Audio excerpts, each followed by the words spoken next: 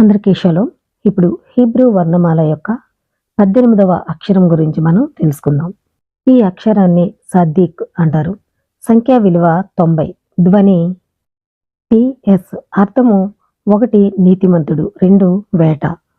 సాద్దీక్ యొక్క రూపకల్పన నూన్ అనే అక్షరం పైన యోధులాగా ఉంటుంది. నూన్ యొక్క ఒక వివరణ ఏమిటంటే అది ఓనాహ్ అంటే మోసాన్ని సూచిస్తుంది. స్వభావం ప్రకారం మనలో చాలా మందికి అంతిమ సత్యం మరియు ఆనందానికి మూలం భౌతిక ప్రపంచం అనే అపోహ ఉంది. కానీ భౌతిక ప్రపంచం అశాశ్వతమైనది, సంపూర్ణ మంచితనం మరియు ఆనందానికి మూలం కాదని మనకు బోధించడానికి యోద్ లేదా దైవిక తెలివితేటలు నూన్ అనే అక్షరానికి జోడించబడ్డాయి. అందువల్ల దృష్టి పెట్టడానికి నిజమైన మరియు మరింత గొప్పది ఏదో ఉండాలి. ఆ ఉన్నతమైన ఉద్దేశం చదీక్ యొక్క సారాంశం. ఎలోహిం ప్రపంచాన్ని సృష్టించాలనుకున్నప్పుడు హాలెఫ్ బేత్ యొక్క ప్రతి అక్షరం ఆయన ముందుకు వచ్చి ఎలోహిం నాతో ప్రపంచాన్ని సృష్టించు అని చెప్పిందని జోహార్ గుర్తు చేసుకున్నాడు. మొదట తౌ వచ్చింది, తరువాత షీన్ మరియు మొదలైనవి రావడం జరిగింది. సాదీక్ ఎలోహిం ముందు కనిపించి ఎలోహిం నాతో ప్రపంచాన్ని సృష్టించు, నేను సదీక్ నీతిమంతుడిని అని అంది.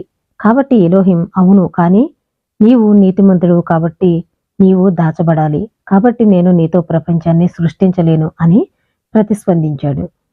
సదీక్ నీతిమంతుడైతే ప్రపంచాన్ని ఎలోహిం దానిని ఎందుకు ఉపయోగించాలని అనుకోలేదు? అప్పుడు ప్రపంచంలోని ప్రతి జీవి నిజాయితీగా మరియు స్వచ్ఛంగా ఉంటుంది.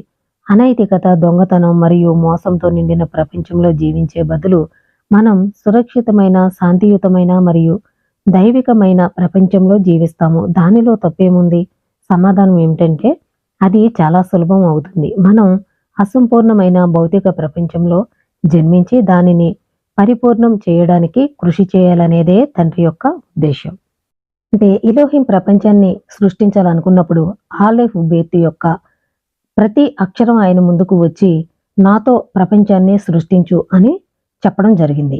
మొదట తౌ అనే అక్షరం రావడం జరిగింది, తర్వాత షీన్ అనే అక్షరం వచ్చింది, తర్వాత ఇలా ప్రతి అక్షరం కూడా వచ్చి ఆయన్ని అడగడం జరిగింది. తర్వాత సాదీక్ అనే అక్షరం వచ్చి నేను నీతిమంతుణ్ణి కాబట్టి నాతో ఈ ప్రపంచాన్ని సృష్టించు అని చెప్పినప్పుడు ఆయన వద్దు, నీవు దాగి ఉండు అని చెప్పడం జరిగింది. ఎందుకు మరి అలా చెప్పాడు ఆయన అంటే, మనం అసంపూర్ణమైన భౌతిక ప్రపంచంలో జన్మించి దానిని పరిపూర్ణం చేయడానికి కృషి చేయాలని ఆయన యొక్క ఉద్దేశం. అంటే అంత మంచిగా సృష్టించి చెడు అనేది లేనప్పుడు ఒక మనిషి యొక్క నిజాయితీ అనేది ఏంటో, తండ్రి పట్ల విశ్వాసం ఏమిటో కూడా తెలియదు.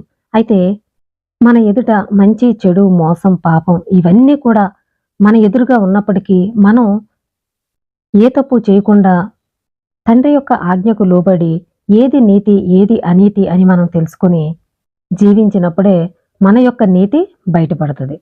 కాబట్టి అన్నీ కూడా మన ముందు పెట్టడం అనేది జరిగింది. ఎందుకంటే ఎలోహింకి అసాధ్యమైనది ఏదీ లేదు. ఈ ప్రపంచాన్ని అంతా మంచిగా సృష్టించవచ్చు, కానీ అలా సృష్టించలేదు. ఎందుకంటే మంచి, చెడు, మోసం, పాపం ఇవన్నీ కూడా ఉన్నప్పటికీ ఒక నీతిమంతుడు ఏ విధంగా ప్రత్యేకింపబడి ఉంటాడో వారే పరిపూర్ణ స్థితికి రావడం అనేది జరుగుతుంది. ఎందుకంటే తామర పువ్వు మంచినీటిలో ఉన్న, మురికి నీటిలో ఉన్న దానికి ఏమీ అంటదు. అలాగే ఒక మనిషి ఈ ప్రపంచంలో, భౌతిక ప్రపంచంలో ఉన్నప్పటికీ తన ఎదుట పాపం, మోసం, వ్యభిచారం ఇవన్నీ జరుగుతున్నా కూడా అవి అంటకుండా పరిపూర్ణం చేయడానికి కృషి చేయాలని తండ్రి యొక్క ఉద్దేశం.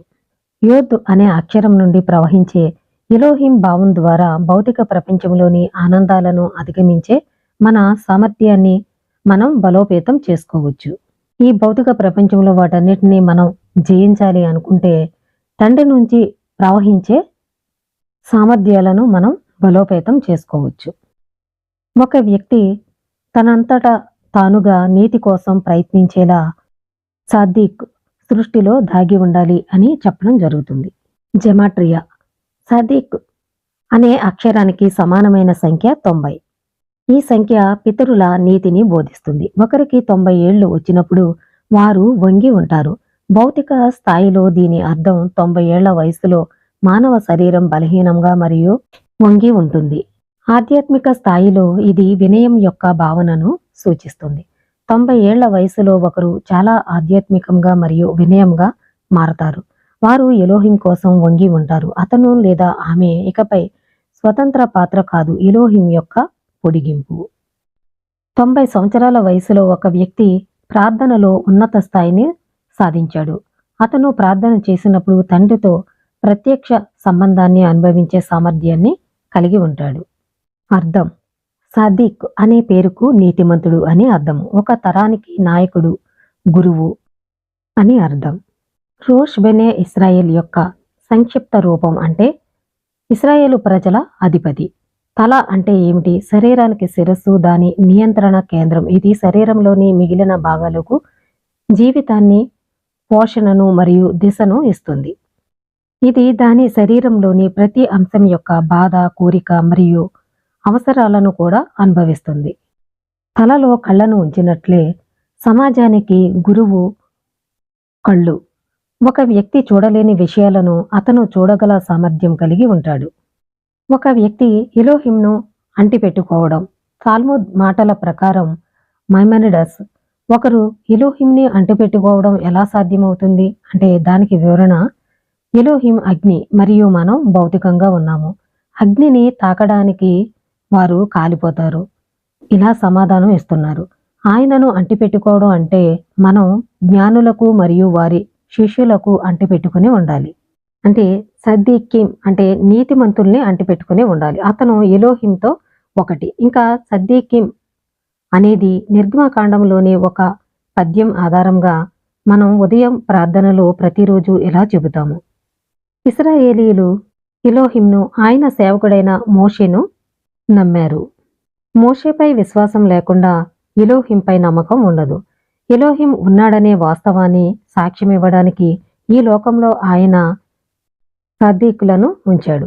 ఈ నీతిమంతులతో మనకున్న సంబంధం మరియు వారిపై మనకున్న నమ్మకం ద్వారా ఎలోహింతో కనెక్ట్ అవ్వడానికి మనకు ఒక మార్గం అందించబడింది.